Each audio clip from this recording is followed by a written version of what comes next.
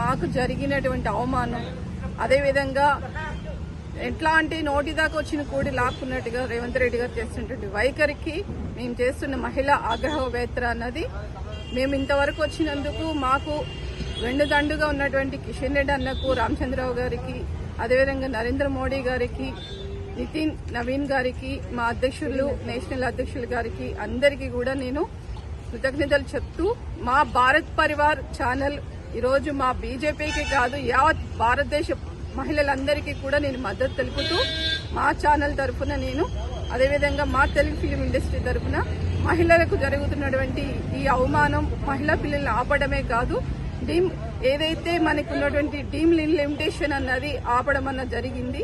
ఇవి రెండు కూడా మళ్లీ చట్టసభల్లో బిల్ పాస్ అయ్యి మా మహిళలకు అందరికీ కూడా న్యాయం జరగాలని కోరుతూ ఈరోజు మహిళలందరి తరఫున నా తెలుగు ఫిలిం ఇండస్ట్రీ కూడా బయటకు వస్తుందని మరొకసారి తెలియజేస్తూ ఈ ఛానల్ మహిళలకు అందరికీ కూడా నేను మద్దతు తెలుపుతున్నా. ఎవరికి ఏ సమస్యలు ఉన్నా కూడా భారత్ పరివార్ ఛానల్ ముందుంటుంది. మీ సత్య చౌదరి మీతో ఉంటుంది. జై భారత్ మాతకి.